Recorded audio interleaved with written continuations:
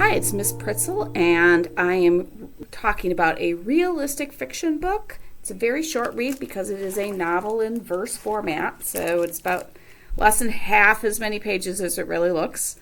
It's called Moth, because the main character's name is Moth, and it's by Amber McBride. So, as I said, this is fiction, even though, oh my goodness, it's written in poetry format. Don't be afraid of it.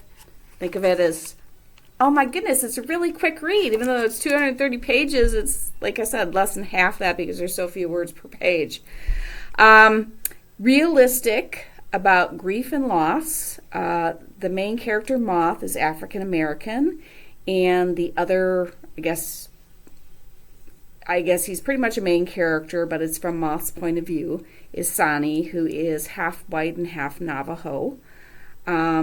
They're both grieving different things. Moth is grieving, she was in a car accident with her family, her parents and a brother, and so they died. She lost her grandfather, who was a hoodoo practitioner, and you learn a lot of stuff about the hoodoo religion. It's Christianity melded with some African things, and there's some commonalities with the Navajo religion because there's a lot about honoring the ancestors. Moth talks about that. So Moth is living with her aunt, and she meets Sani, and Sani really sees her, and they just start to realize they have things in common.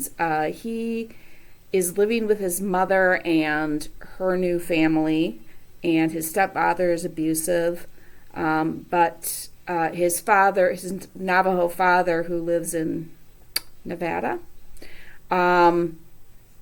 is kind of very busy. He's the medicine man of the tribe, and so he's very into his work and doesn't often have time for Sani, which is why he's living with his mother. So what happens is these two meet, and they end up taking a road trip across the country, and it's a very meandering road trip, and they end up at the reservation where Sani's father lives. It's just an incredible book because it's a novel in verse and it's 230 some pages. I am a slow reader. I read about as fast as I can read out loud. So in my head, I can read about that fast. I'm not a quick reader at all. But I was floored by the ending.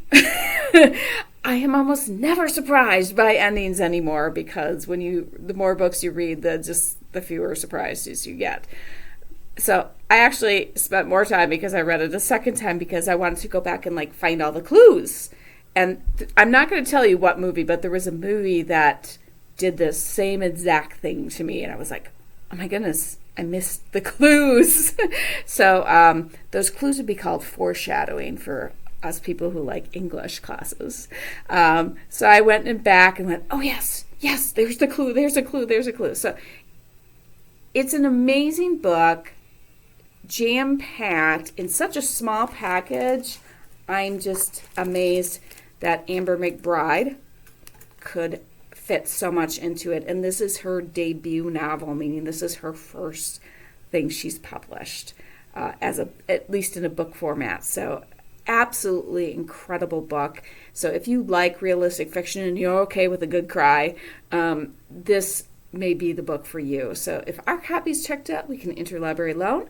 We have about 200 other novels in verse in our library, all different topics and genres. Or it will help you out there find a different book about grief and loss or something that'll make you cry if that's what you like. All right, so have a fantastic day and keep on reading.